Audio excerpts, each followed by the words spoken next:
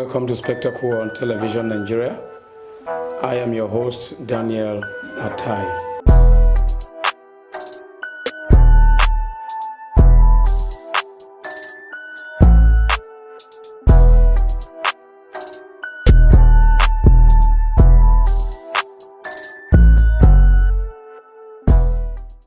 Of the past and greater awareness of the complexity of environmental problems, there is a growing acceptance that environmental protection is best achieved through the use of a multi-pronged approach. This requires the use of a combination of regulatory, economic, voluntary, and information instruments, where the policy mix is determined on the basis of the available evidence regarding cost effectiveness. The international challenge lies in the development of effective and equitable approaches to global environmental problems that are supported by a well-resourced bureaucracy and an appropriate financial mechanism. The threat posed by climate change has added greater urgency to the push for effective international environmental governance arrangement. Archaeological records shows that 40 centuries ago, humankind took steps to obtain water appropriate for various everyday uses. Over time, desirable water quality conditions have been established with an emphasis on use for human consumption, that is, potability, which we deemed important due to the concern to preserve our species. Global economic development has increased the generation of contaminants in the air and soil and has led consequently to the contamination of groundwater. The use of biocide tests to monitor aquatic environment has been established for many years in a number of countries, including the United States, Canada, France, Germany, Korea, Japan, China, Brazil, and virtually all developed economies, with economies in transition and developing economies and countries. The aspect that undoubtedly deserves to be emphasized is that the legislation was motivated by the recognition of the pertinence of environmental protection. Over time, by scientists from different countries with different academic backgrounds working on the protection of resources like water, air, and soil.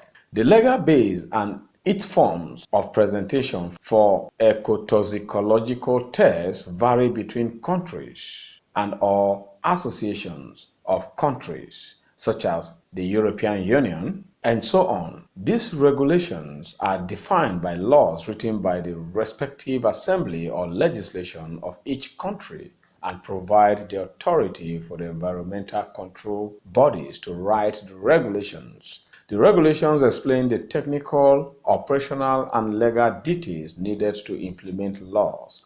With focus on Abuja Environmental Protection Board, we take a look at this jurisdictive statutory legislation known as Abuja Environmental Protection Board Act No. 10 of 1997, statutory legislation applicable to the Federal Capital Territory only.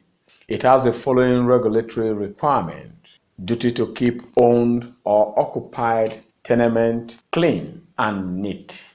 Duty to keep grass low, cut and trim flowers around the environment. Duty to keep drainages and drainage systems running through to keep the tenement free from blockage. Provide adequate dustbin and sanitary convenience. Must not dry clothes in front of the balcony or in front of his or her premises or on hedges or sidewalks. Must not keep animals or birds likely to cause nuisance in the environment.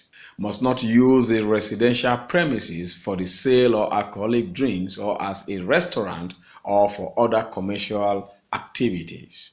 And it has compliance period which stand at all times. Consequences for non-compliance attract fines from 100 naira to 5,000 naira and/or imprisonment from 1 month to 6 months or both, depending on the offenses. And you can see reference section for the Act No. 10, Section 17, subsection 2, Section 18A, Section 19, subsection 2, Section 20, 21, 22, 27, 28, 29, and 30 of the Act number 10 of the Environmental Protection of Abuja Environment. Nevertheless, Spectacle on Television Nigerian took a walk to meet with the Executive Director, Abuja Environmental Protection Board, Dr. Hassan Abubakar, for excerpts on the Federal Capital Territory's environmental protection. He has these answers to some of our questions.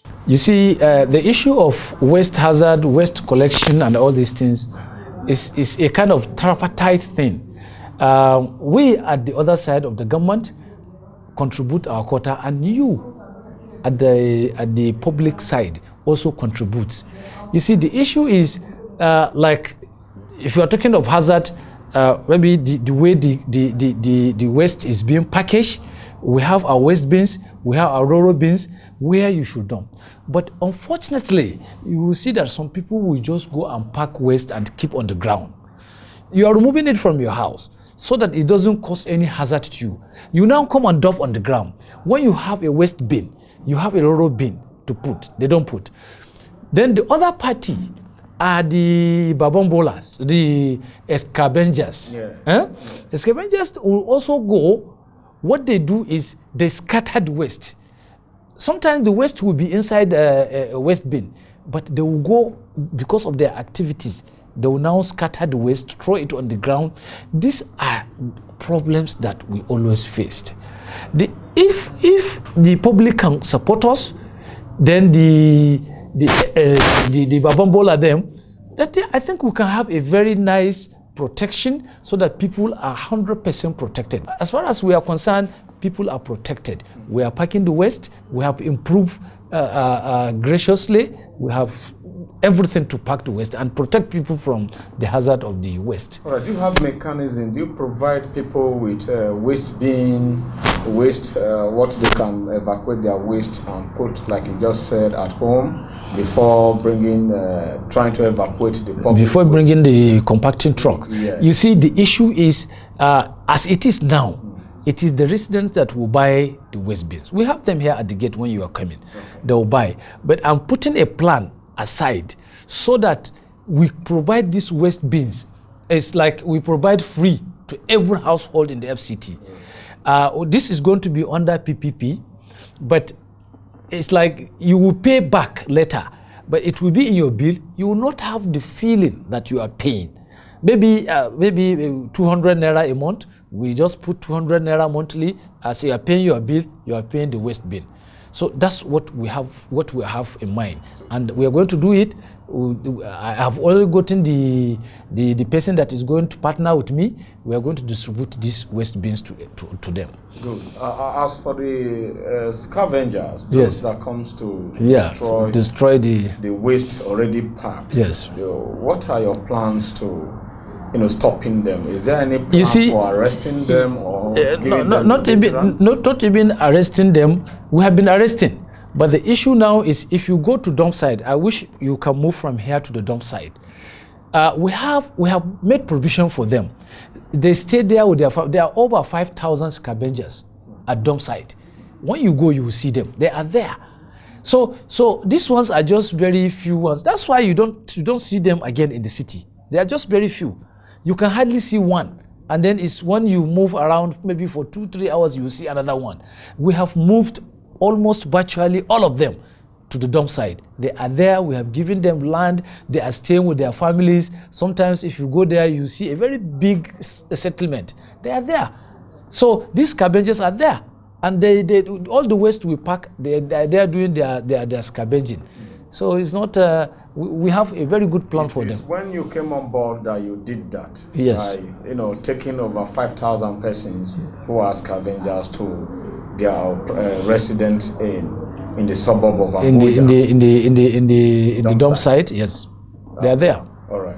Now there are improved. We can see from what you say that there are improved environmental waste evacuation. Yes. In the most hinterland of the FCT. Yes. But some extensions are yet to enjoy same environmental sanity. What is responsible? You see, to a layman, when you see us evacuating waste, you think it is Abuja Environmental. You see, we have a lot of issues. One, we have issues with area councils. They are interested in collecting revenue, but they don't have the capacity to do the work. You see, and so what we did was, we said, okay, fine. If you are bringing constitutional right, fine and good. We know you don't have the capacity to manage this waste. The solid waste, the liquid waste, you don't have that capacity. But we now earmark some areas. I want to use a common man's language. We earmarked some areas and they said, okay, go there with these people. We have given you contractors, let them go and evacuate your waste. We will pay them. You don't need to pay because we know they don't have money to pay. You understand? So we now gave them companies, about 7 companies that are packing their waste. That is out of the federal capital city that you are seeing. Maybe you go down to Migwe and other villages. We said, okay, give them where you want them to evacuate for you, but we will pay them. No problem. But collect the revenue, but we will pay them. We have that very good arrangement with them, and we are doing that. 2, there are areas that are on concession. We call them on concession areas. They are not part of contract agreement. They are not captured in the contract agreement. So we have about... Even within the FCT? Yes. Okay. Yes, they are not captured. But we call them on concession areas. And maybe that is where you are talking about. Yes. So what we do is sometimes we go for intervention.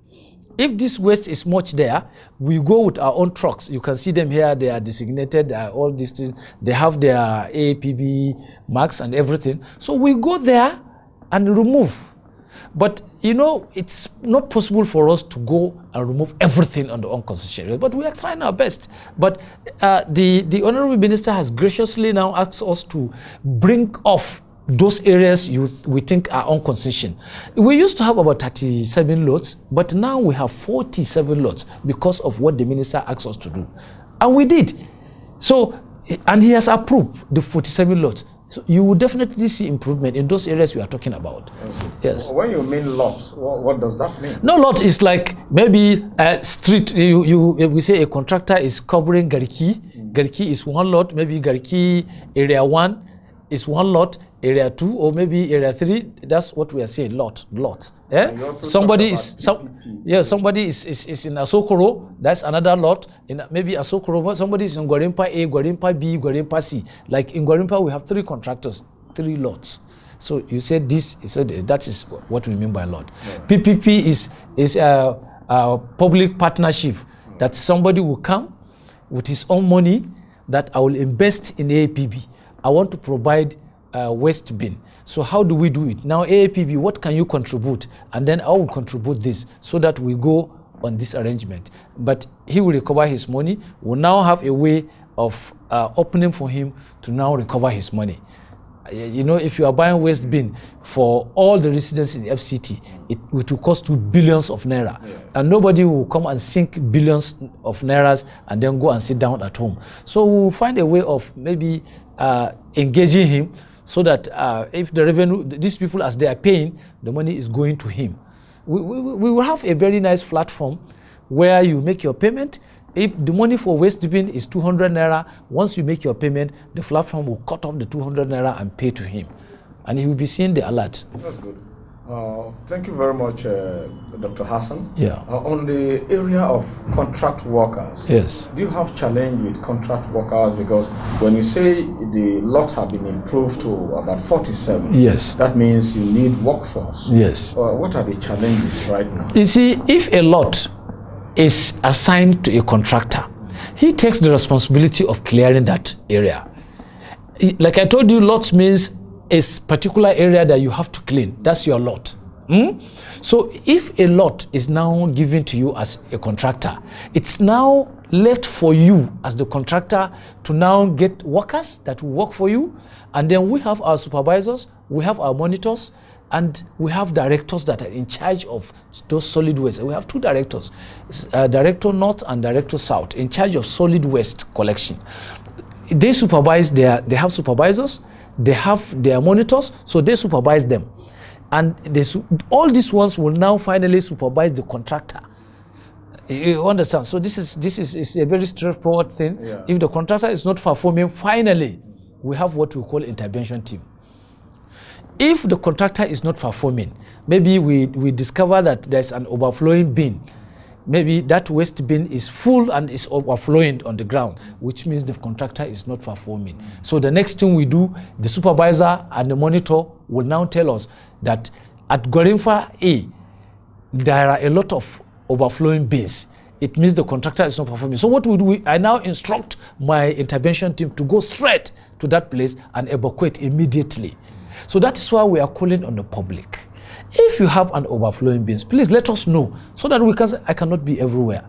You understand? Yes. And let the public knows their supervisors. Abuja Environmental Protection Board supervisors. They are there. In one district, we can have up to 10 supervisors.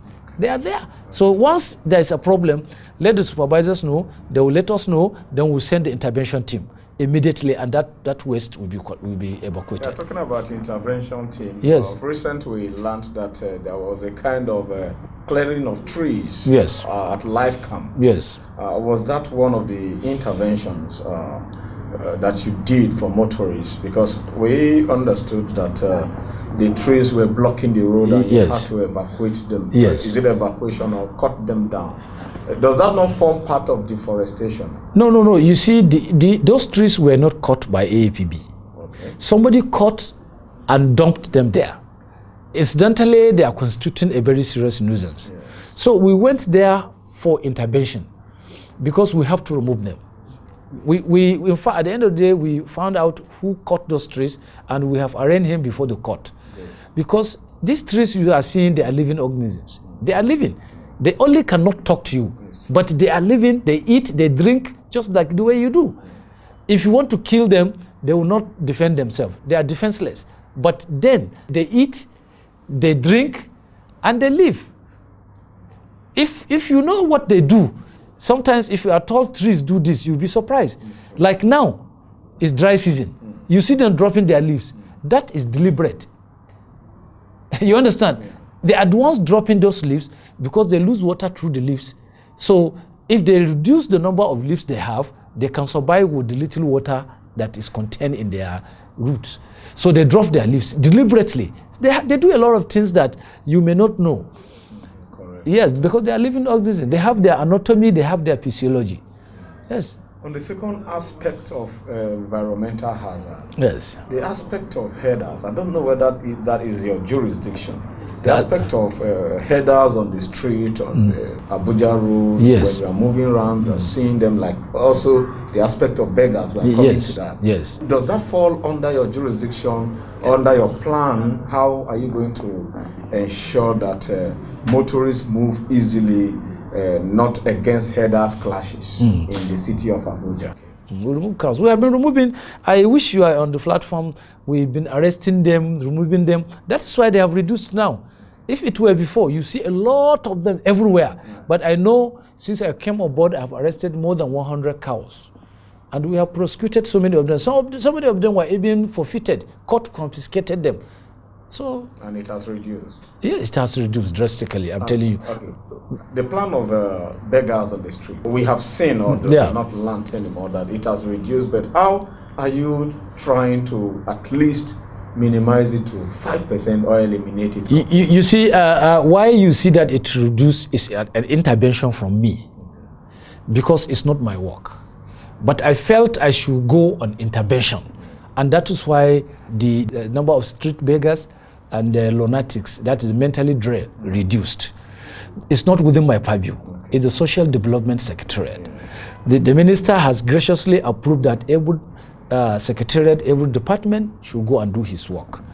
So the issue of minor, mentally drained, beggars is within the purview of Social Development Secretariat. But I felt they don't have the capacity, because this thing keep on increasing. Beggars keep on increasing. You see, minors keep on increasing, washing glasses and all these things. Mentally drained people keep on coming. So I said, okay, please let me help them. So that was why I said my enforcement team should go out and start arresting them. So I virtually arrest 150 at a time and bring them to area 3. If you go there, you see a lot of them. When you finish this interview, you go and see them. They are there. Okay. When you arrest and keep them there, you people take care of them? No. What we do is when we arrest them, we hand over to Social Development Secretary. Like I told you, it's their work. Yes.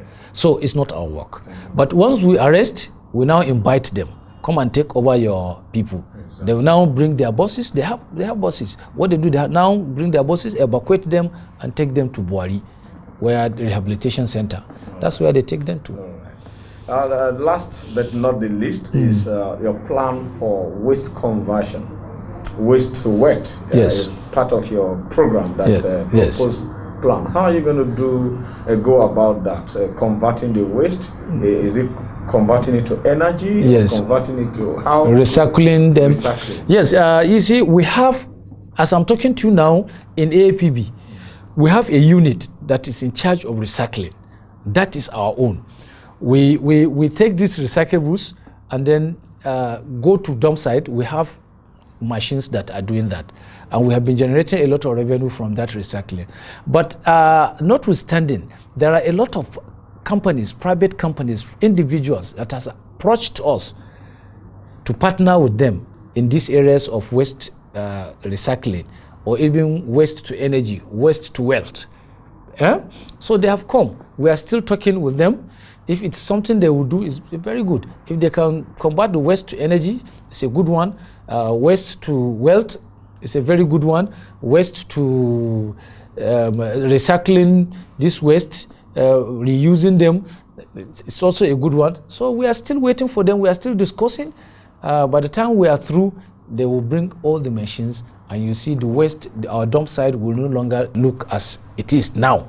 It will definitely change face. Okay. Yeah. You have challenge with salary payment and debt at the moment? No. Salary payment, no. Salary is FCT has already centralized salary under IPPS. They pay salary to all staff. Our staff don't have challenges. The only challenge we had last time on payment is about the payment of contractors, which the minister took over himself, and he graciously approved that these contractors should be paid. Even the little one that is left now, he said it should be paid to them. So they have no reason whatsoever not to perform. They must perform. There's no two ways about that. Thank you very much. Yes, and another challenge we have is the AMAC. So AMAC, as it is officially, they are not collecting revenue on waste evacuation. But I don't know, there is a problem. Some people are circulating, going around with letters and all these demand notices, giving people to pay them.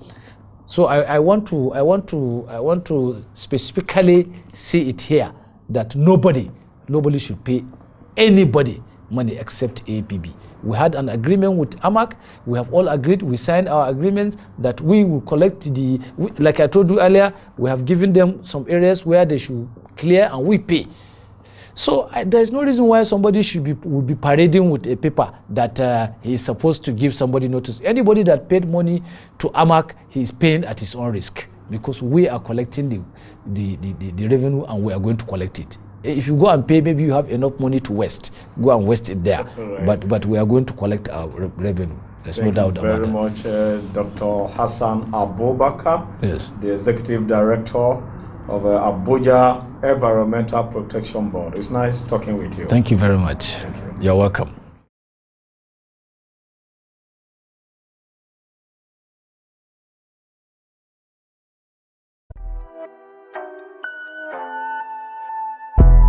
Welcome to Spectacle on Television Nigeria. I am your host, Daniel Atai.